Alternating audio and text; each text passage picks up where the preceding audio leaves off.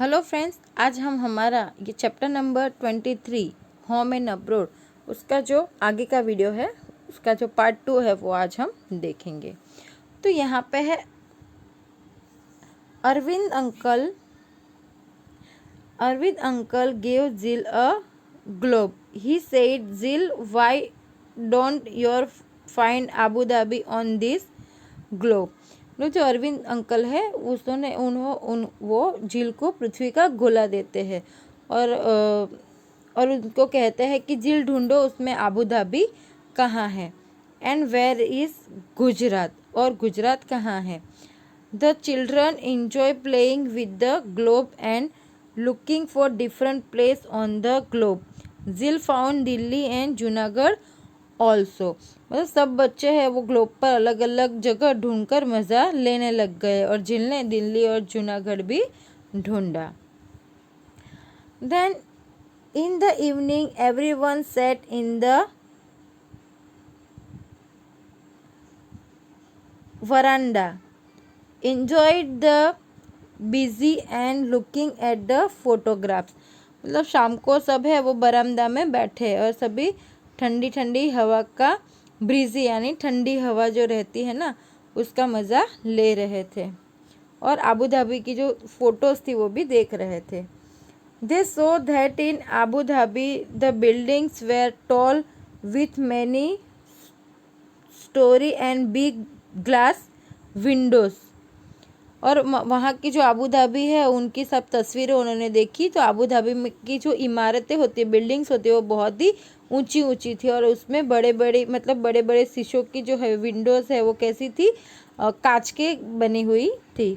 जिल said, you must be getting nice cool breezy through those big windows. Jill ने कहा कि इन खिड़कियों में से बहुत ठंडी ठंडी हवा आती होगी।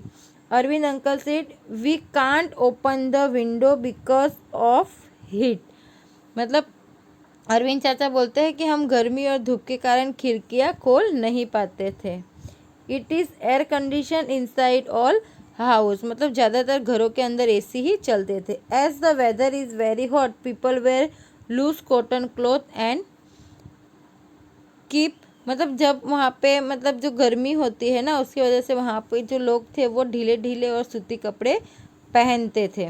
तो यहाँ पे आप नीचे देख सकते हो कि वहाँ पे अबू धाबी में कितनी बड़ी बड़ी इमारतें दिखाई दे रही हैं। तो हमने आगे पढ़ा था कि वो गर्मियों की वजह से ढीले सूती कपड़े पहनते हैं। themselves fully covered, even the head is also covered. This protects from them from the strong heat of sun। और मतलब वो ढीले ढीले कपड़े हैं वो पहनते थे और पूरा शरीर और उनका जो हेड है, सर है, वो भी ढक कर रहता है।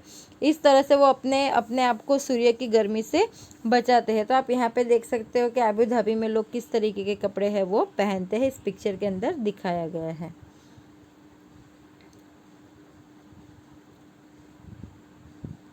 Jill enjoy looking at the picture and finding out about the other countries from her cousins। मतलब झील को है अपने और जो चचेरे भाई बहन थे उनके साथ वो तस्वीरें देखने को बहुत मज़ा आया था। उसने फिर एक नए देश के बारे में जानने को उसको एक नए देश के बारे में जानने को मिल रहा था। She concert keep comparing her city with the things that they had described about Abu Dhabi. और वो अपने शहर और उनके जो जो चचेरे भाई बहन ने अबू धाबी के बारे में जो बताया था उसके बीच वो तुलना कर रही थी। She decide that she world make a project report about Abu Dhabi for her class. और उसने सोचा कि अब वो अबू धाबी का एक रिपोर्ट बनाएगी और अपने क्लास के लिए उसे तैयार करेगी। देन यहाँ पे है डिस्कस एंड राइट, एक दूसरे से बात करना है फिर लिखना है। You can also make a small report comparing Abu Dhabi with the place where you live. You can use some of this points mentioned below while writing the reports. You can also draw picture of place photographs. मतलब आप है वो आप भी अपने शहर की तुलना अबू धाबी से करते हुए एक रिपोर्ट लिखना है और आपको नीचे जो मुद्दे दिए गए हैं ना उसी से एक रिपोर्ट तैयार करना है और उसमें चित्र और फोटोज़ भी आप है वो रख सकते हैं। तो आपको किस किस बारे में लिखना है, तो ये है द क्लाइमेट एंड वेदर, मतलब हवामान और मौसम के बारे में लिख सकते हो कि अबू धाबी का हवामान और मौसम कैसा है, और आप जहाँ पे रहते हो जैसे कि आप गुजरात में रहते हो तो गुजरात का हवामान और वो कैसा है वो आपको लिखना। उसके बाद है द ट्री एंड प्लांट्स, मतलब वहाँ के अबू धाबी में कौन कौन से पेड़ पौधे हैं और अपने यहाँ पे कौन कौन से पेड़ पौधे उसके बारे में एक रिपोर्ट लिख सकते हैं। देन है the traffic on the road kind of vehicles, मतलब सड़कों के ऊपर जो वाहन हैं वो किस तरीके के होते हैं उसके बारे में। द कॉमन फूड आइटम्स, मतलब वहाँ का खान पान और यहाँ का खान पान उसके बारे में। क्लोथिंग ऑफ पीपल, का लोग किस तरीके का पहनावा पहनते हैं। फिर डिफरेंट काइंड ऑफ बिल्डिंग्स, वहाँ की जो बड़ी बड़ी इमारतें हैं उसके बारे में। द लैंग्वेज, उनकी भाषा और हमारी भाषा में अलग अलग अंतर है, उस तरीके से आप यहाँ पे लिख सकते हैं। जैसे कि आप इस तरीके से रिपोर्ट तैयार कर सकते हैं कि मानो कि हम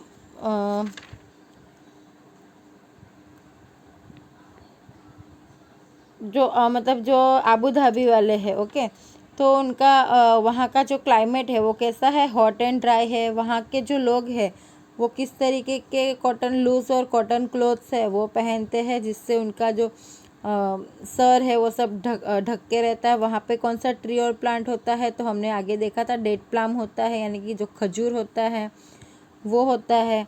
वहाँ की जो बिल्डिंग्स है वो बड़ी बड़ी होती है और वहाँ पे सबके घरों में मोस्ट ऑफली कैसा होता है, मतलब वहाँ के जो वहाँ के व्हीकल्स है वो मोस्ट ऑफली एसी कार होते हैं। और उसके बाद वहाँ का कॉमन फूड्स है वो पराठा है, मीट है, बिरयानी चिकन है, कबाब्स है, ऐसी सारी जो फूड्स है वो वहाँ पे खाई जाती है। और उनकी भाषा कौन सी है, अरेबिक है। ओके, तो इस तरीके से आप एक रिपोर्ट तैयार कर सकते हो। उसके बाद आगे है why do you think less tree grower in desert. आप क्या आप बता सकते हो कि रेगिस्तान में पेड़ पौधे क्यों कम होते हैं। तो land is sandy is desert and there is tremendous water shortage, rainfall is also very scant, so less tree grown in desert. मतलब कि डेजर्ट की जो ज़मीन होती है, लैंड होती है, वो किस तरीके की होती है, एकदम रेतीली होती है। वहाँ पे बहुत ही अल्प प्रमाण, मतलब वहाँ पे बहुत ही कम प्रमाण में हमको पानी देखने को मिलता है और वहाँ पे जो पानी की एकदम भयानक है वो शॉर्टेज है, इसलिए वहाँ पे जो ट्री है वो डेजर्ट में कम पाए जाते हैं। उसके बाद है do you have any relative who live in other country, if yes तो वेयर। मतलब आपको यहाँ पे है कि आपके कोई सगे संबंधी कोई अगर प्रदेश में रहते हैं, अगर हाँ तो कहाँ पे, उसके बारे में आपको यहाँ पे लिखना है। देन नेक्स्ट यहाँ पे है how long did they live there, did they go there for studies और for work, was there any other person. मतलब वो वहाँ कब तक रहते हैं, वो वहाँ पढ़ाई के लिए गए हैं या फिर किसी काम से या कोई और कारण से, तो वो आपको यहाँ पे लिखना है। अगर कोई आपका रिलेटिव है वो विदेश गया है तो आपको ये लिखना है, तो वो स्टडीज़ के लिए गया है या फिर वो वर्क के लिए गया है, तो वो आपको यहाँ पे लिखना है।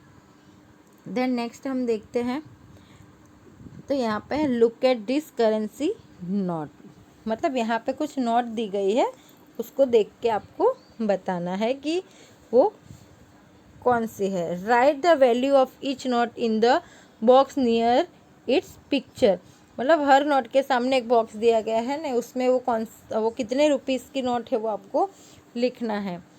तो फर्स्ट वाली जो है वो के कौन सी है, 5 रुपीज़ की नोट है।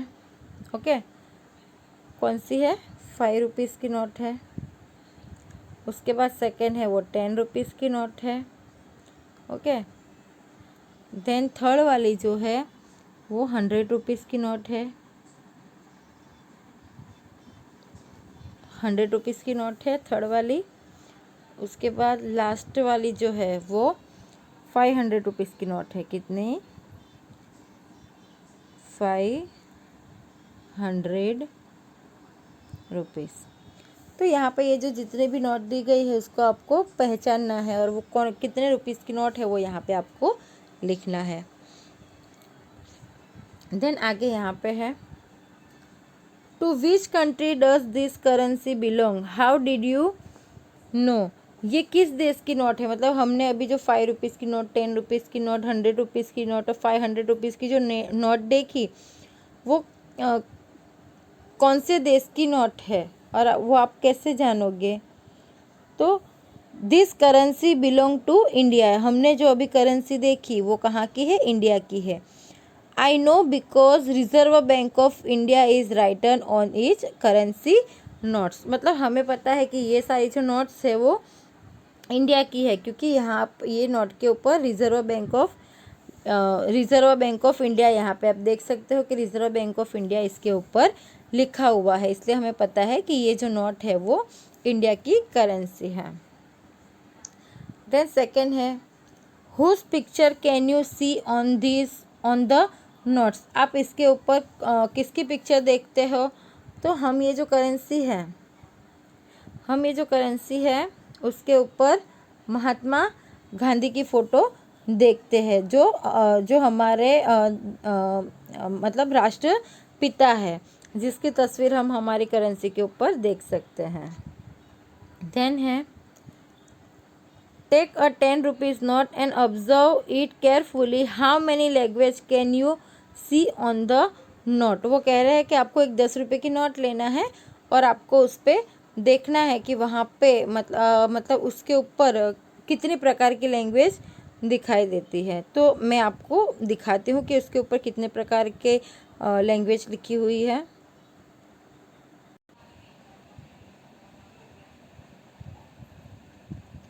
तो आप यहाँ पे देख सकते हो कि यहाँ पे जो ये 10 रुपीज़ की नोट है उसके ऊपर अलग अलग तरीके की 15 लैंग्वेज लिखी है। ये first, second, third, fourth, fifth, 6, 7, 8, 9, 10, 11, 12, 13, 14 and 15 अलग अलग प्रकार की जो है लैंग्वेज यहाँ पे लिखी हुई है। ओके, तो यहाँ पे है कि टेकन 10 रुपीज़ की नोट। तो मतलब आप एक 10 रुपीज़ की नोट लेना, नई या पुरानी कोई भी होगी आपके पास। तो पुरानी वाली जो नोट होगा अगर आप देखोगे तो मैंने जिस तरीके से बताया वो साइड के ऊपर लिखा होगा 15 लैंग्वेज के, उसमें 10 रुपये ऐसे अलग अलग 15 लैंग्वेज में यानी 15 लैंग्वेज में लिखा होगा। और जो अगर नई वाली नोट देखोगे तो उसमें पीछे की साइड पे बीच में ही लिखा हुआ है जिसके ऊपर मिनिमम 15 लैंग्वेज में जो है वो लिखा हुआ है। देन उसके आगे है, right the name of the bank given on the note. मतलब नोट के ऊपर दिए गए बैंक का नाम आपको लिखना है। तो नोट के ऊपर कौन सा बैंक का नाम लिखा है? Reserve bank of India.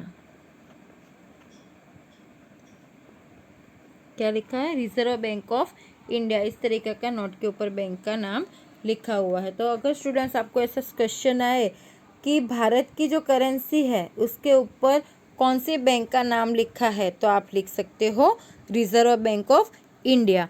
आपको अगर ऐसा भी पूछा जाए कि 10 रुपीज़ की नोट के ऊपर कितनी भाषाएं लिखी है तो आप इसका भी आंसर लिख सकते हो कि 10 रुपीज़ की नोट के ऊपर 15 भाषाएं मतलब 15 लैंग्वेज है वो लिखी हुई है। आपको ये क्वेश्चन भी आ सकता है कि इंडिया की जो करेंसी है उसके ऊपर किसकी तस्वीर दिखाती है। तो इंडिया की जो करेंसी है इसके ऊपर हम Mahatma Gandhi, the father of our nation, उसकी हमने पिक्चर देखी है। तो नेक्स्ट आगे क्या है वो देखते हैं। देन यहाँ पे है, observe the coin, match them according to their heads and tail. मतलब यहाँ पे सिक्कों को आपको देखना है और उसको एक दूसरे से उनके जो हेड है उसको उसके टेल के साथ मैच करना है। तो यहाँ पे हम देख सकते हैं कि ये वाला जो हेड है वो यहाँ पे 1 रुपये के कॉइन के साथ मैच होता है। फिर ये वाला जो है वो 5 रुपीज़ के साथ मैच होता है, ये 50 रुपीज़ के साथ, ये 2 रुपीज़ के साथ। बच कौन गया? ये 10 रुपीज़ वाला जो है वो बच गया। ओके, तो यहाँ पे आपको क्वेश्चन है, आप एक बार फिर यहाँ पे जोड़ लेती हूँ। मतलब ये वाला है वो यहाँ पे, ये वाला यहाँ पे, ये इस तरीके से है और ये इस तरीके से। यहाँ पे क्वेश्चन है विच कॉइन रिमेन विदाउट मैच। कौन सा सिक्का है जो जुड़े बिना रह गया? जो 10 रुपीज़ का कॉइन है ना, 10 रुपी कॉइन, 10 रुपी का जो कॉइन है ये वाला, वो बिना जुड़े रह गया। उसके बाद है how many of this coin do you recognise. मतलब इनमें से कितने सिक्कों को आप पहचान सकते हो? तो ऑलमोस्ट जितने भी हैं उस सारे सिक्कों को आप पहचान सकते हो। देन है what is written on each coin other than the value. मतलब ये जितने भी सिक्के हैं, जितने भी सिक्का है उस मतलब उसका जो मूल्य है अतिरिक्त और क्या लिखा है। मतलब उसके मतलब इतने 10 रुपीज़ का कॉइन है, 5 रुपीज़ का कॉइन है, 2 रुपीज़ का कॉइन है, इसके अलावा उसके ऊपर क्या क्या लिखा है। तो उसके ऊपर मतलब वो कौन से ईयर में वो सिक्का बना हुआ है वो लिखा हुआ है।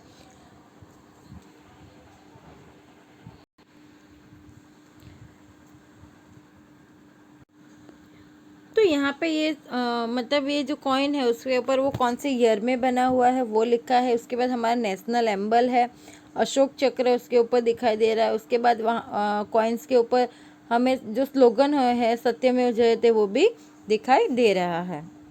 देन उसके बाद है look at this notes, do they all belong to India, put a circle around notes that are not Indian, find out which country do they belong to. मतलब यहाँ पे आपको कुछ नोट्स दी गई है, उसके बारे मतलब वहाँ पे बोला गया कि सारी करेंसी क्या इंडिया की है, अगर नहीं है तो जो करेंसी इंडिया की नहीं है उसके ऊपर आपको सर्कल करना है और वो कहाँ की है वो आपको बताना है। तो ये जो फर्स्ट वाली है वो कहाँ की करेंसी है? इंग्लैंड की करेंसी है। कहाँ की? इंग्लैंड की। ये वाली जो है इंडियन है, ये वाली यूएसए की है, अमेरिका की करेंसी है, ये भी यूएसए की ही है। उसके बाद ये ओमन की है तो आपको इसके ऊपर भी सर्कल करना है, ये इंडियन करेंसी है। उसके बाद ये चीना की है, ये भी ओमन की है, ये वाली जो है वो भी चीना है, ये वाली जो है वो भी चीना है, ये जो है इंडियन करेंसी है और ये लास्ट वाली जो है वो भी इंग्लैंड की करेंसी है। तो इस तरीके से आपको ये जितनी भी करेंसी है उसको ध्यान से अच्छे से देख के समझना है। तो स्टूडेंट इसी के साथ हमारा जो चैप्टर नंबर 23 है होम एंड अब्रॉड वो यहाँ पे फिनिश होता है। तो मैं आशा करती हूँ कि इस चैप्टर में आपको होम यानी हमारे होम टाउन इंडिया के बारे में और अब्रॉड यानी अबू धाबी के बारे में इस चैप्टर के अंदर जानना मिला है कि वहाँ का जो क्लाइमेट किस तरीके का होता है, वहाँ पे कौन कौन से ट्री होते हैं, वहाँ के लोगों का जो मतलब किस तरीके के वो कपड़े पहनते हैं, सारी चीज़ें आपको इस चैप्टर के अंदर बताई गई है। अब हम मिलेंगे नेक्स्ट चैप्टर में, तब तक के लिए बाय।